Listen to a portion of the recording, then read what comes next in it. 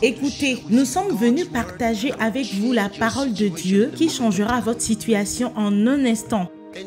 Et Jésus a dit de lui, Dieu est un esprit. Ceux qui l'adorent doivent l'adorer en esprit et en vérité, car le Père recherche de tels adorateurs. La Bible dit que le Père recherche de tels adorateurs. Il dit que Dieu est un esprit et ceux qui l'adorent doivent l'adorer en esprit et en vérité, car le Père recherche de tels adorateurs. Il les recherche. Voyons, les gens adorent tout le temps, mais il adore en masse. Mais il recherche celui qui l'adorera en esprit et en vérité. Maintenant, la vérité signifie réalité. Et la réalité est la parole. Parce que Jésus dit dans l'évangile selon Saint Jean 17, verset 17, « Ta parole est vérité. » Sa parole seule est réalité. Il dit, « Ta parole est vérité. Ta parole est la vérité absolue. » Réalité absolue. Il n'y a pas de nuance, pas de demi-teinte. Ta parole est vérité. Dieu est un esprit. Ceux qui l'adorent doivent l'adorer en esprit et en vérité. En réalité, ils doivent l'adorer dans la parole. Ils doivent l'adorer selon son plan. Pas selon leur plan, pas selon leur propre conception. Beaucoup de gens disent, eh bien, j'adore Dieu à ma manière. Ils ne l'acceptent pas. Vous devez comprendre cela. La Bible nous dit qu'Adam et Ève avaient 2 fils. Maintenant, ils n'étaient pas les seuls enfants. La Bible nous dit qu'ils ont eu beaucoup d'autres enfants par la suite. Mais la Bible nous parle de ces 2 premiers. L'aîné était Caïn et le cadet était Abel. Et la Bible nous dit que Caïn a apporté ses offrandes à Dieu et que Dieu a rejeté ses offrandes. Abel a apporté ses offrandes à Dieu et Dieu a accepté ses offrandes. Et Caïn était en colère. Il a dit, pourquoi? Dieu a dit, tu ne l'as pas fait selon le plan établi. Tu ne l'as pas fait selon le plan établi. Dieu a rejeté l'offrande de Caïn et a accepté celle d'Abel. Ensuite, Dieu a montré à Moïse une vision du tabernacle et lui a dit, « Vois que tu le construises selon le modèle qui t'a été montré sur la montagne. Tu dois le faire selon le plan. » Dieu a maudit la terre et a maudit le serpent. Ils sont remarquables. Il n'a pas maudit Adam. Il me faudrait un autre jour pour vous l'expliquer. Mais il n'a pas maudit Adam. Quand il s'est tourné vers Adam, il lui a dit, « Maudit soit le sol à cause de toi. » Il ne pouvait pas le maudire. Vous savez pourquoi? Parce que la Bible dit qu'après avoir créé l'homme et la femme, il les a bénis et leur a dit, « Soyez féconds et multipliez-vous. » Ce que Dieu a béni, il ne peut le maudire. Il a regardé Adam et a dit, « Maudit soit le sol à cause de toi. » Il y a une différence entre dire à quelqu'un le résultat de son péché et le maudire. La suite est le résultat. Par exemple, il lui a dit, « Le jour où tu mangeras de l'arbre au milieu du jardin, tu mourras certainement. » Maintenant, ce n'était pas une malédiction. Il lui dit, « Ne le touche pas, car tu mourras si tu le fais. » Mais Dieu a maudit la terre et a dit à l'homme, « À la sueur de ton front, tu mangeras du pain. Des fougères et des chardons se produiront, des fruits jusqu'à ce que tu retournes à la poussière, car tu es poussière et tu retourneras à la poussière. » Un homme, par sa relation avec Dieu Tout-Puissant, inverse ces choses. À partir du verset 20, la Bible dit, « Et Noé construisit un autel. » Vous voyez, il est important que vous découvriez Dieu. Il dit, « Je le mettrai en haut parce qu'il a connu mon nom. » Que signifie cela? Appeler le nom de Dieu ne signifie pas que la personne a découvert qui il est, qu'il se présente à vous. Car il a dit à Abraham, « Je suis El Shaddai. » Il a dit, « Marche devant moi et sois parfait. » Il dit, « Je suis El Shaddai. » À Moïse, il a dit, « Regarde ici, Moïse, tes pères Abraham, Isaac et Jacob m'ont connu comme El Shaddai, mais je suis l'Éternel. » El Shaddai est ton pourvoyeur.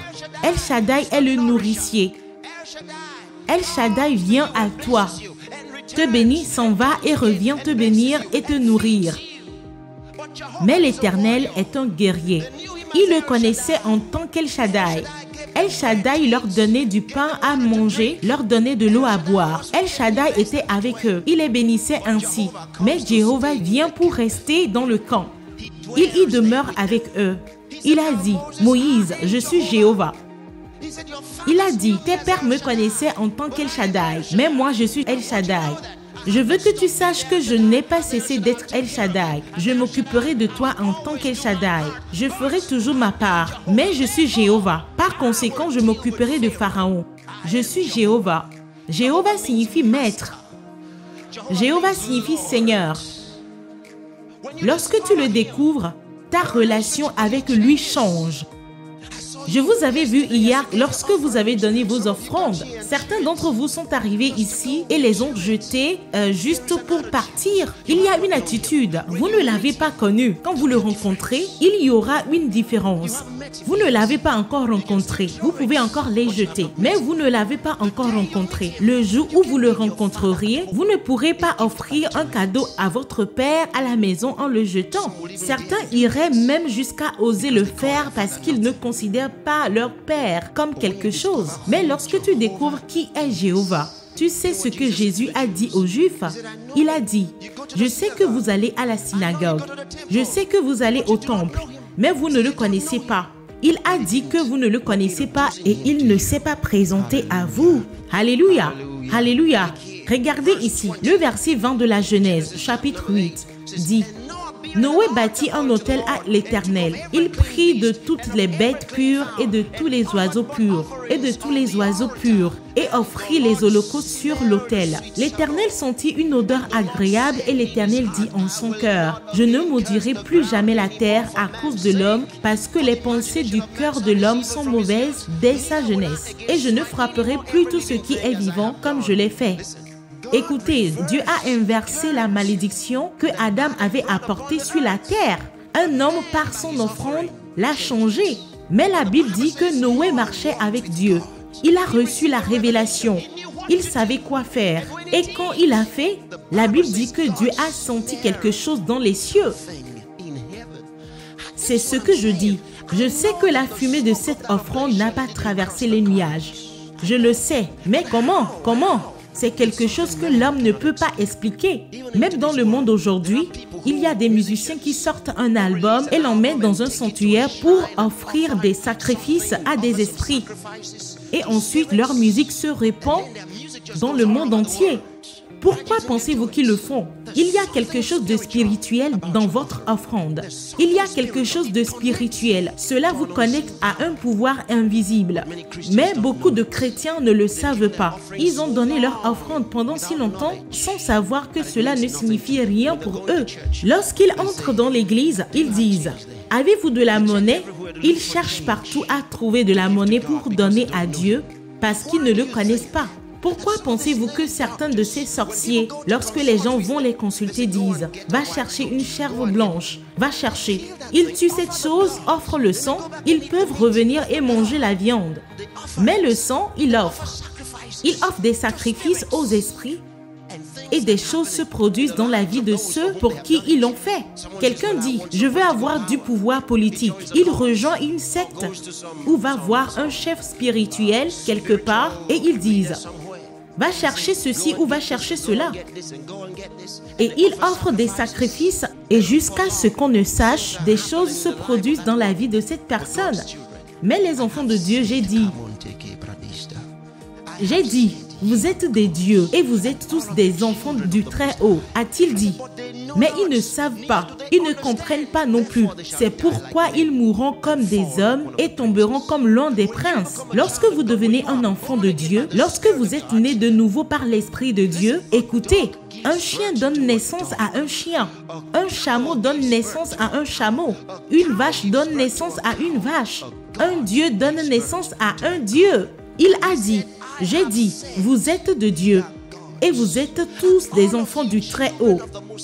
Mais vous mourrez comme des hommes. Pourquoi? Il dit, parce qu'ils ne savent pas, ils ne comprennent pas, donc ils meurent comme des hommes. Regardez comment Jacob est mort. Il n'est pas mort comme un homme. La Bible dit que Jacob est assis sur son lit, a appelé ses enfants et leur a parlé. Quand il en eut fini, il s'endormit. Regardez David, le seul roi dans la Bible qui a un son successeur. Lisez-le. Il a appelé son fils, a mis la couronne sur sa tête, l'a proclamé roi d'Israël et a dit « Maintenant, je m'en vais ». Et il est parti.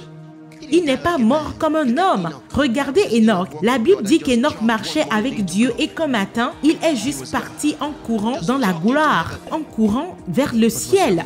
Il servait le même Dieu. Il dit, mais ils ne savent pas, ils ne comprennent pas. Il est un Dieu, pas un homme. Traitez-le comme un Dieu et il vous traitera comme les siens. Vous serez étonnés. Traitez-le comme un Dieu. Il dit, ceux qui m'honorent, je les honorerai. Mais ceux qui me méprisent seront méprisés. Cela signifie que lorsque vous pensez à lui, vous ne le considérez pas avec estime. Il n'y a rien. Si vous le méprisez, vous serez méprisé. Vous pouvez occuper une position élevée dans votre bureau, mais les gens ne vous considèrent pas lorsqu'ils commencent à parler des choses importantes. Ils ne vous considèrent pas parce que vous l'avez méprisé. Il dit, ceux qui me méprisent seront méprisés. Quand vous passez, personne ne remarque. Mais pour ceux qui l'honorent, il dit, des rois se lèveront lorsque vous passerez. C'est dans la parole. Écoutez, nous sommes venus partager avec vous la parole de Dieu qui changera votre situation en un instant. Saül n'obéissait pas à Dieu. Il désirait les louanges des hommes plus que l'approbation de Dieu. Il cherchait l'honneur des hommes. C'était Saül. Quel genre d'homme était-il? Dieu lui a envoyé une mission. Il a dit, Dieu a dit de détruire les Amalécites. Il est allé et a pris certaines choses et les a gardées. Dieu a dit de tout détruire. Il a obéi à Dieu partiellement.